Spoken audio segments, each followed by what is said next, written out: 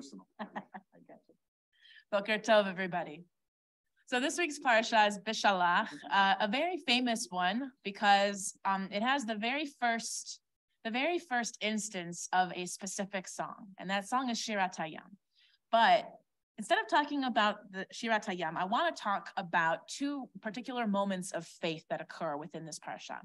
So the first of which is, some of you may know the story of exactly how it came to be that the sea parted, right? There's a moment where the Egyptian army is closely at the heels of the Israelites, and Moses is trying to figure out what to do, and God comes down in the pillar of fire to block off the Egyptian army. But here they are at the sea, and there's nowhere to go. Who would have thought that the sea would part, right? So in that moment, there is someone called Nachshon. Some of you may have heard of this particular person.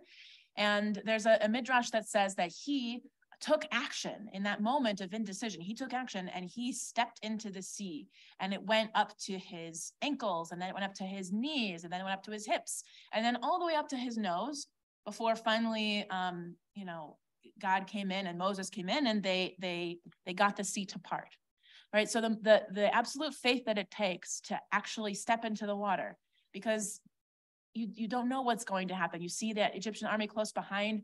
You've only known slavery your whole life. Who would expect that to happen, right? You have to expect that miracle and have the faith to take the step before you can even see what's coming. And the other moment of faith that I want to mention is the manna that sustained the people in the desert, because that is a very miraculous thing.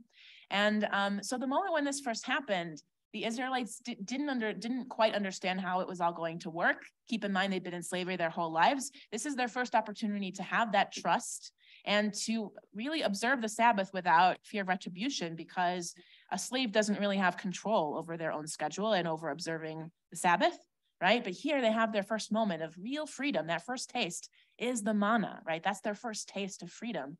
And God mentioned that God was going to rain down the manna on them, but that they would get an extra portion on Friday, and then that way Saturday there would be no extra.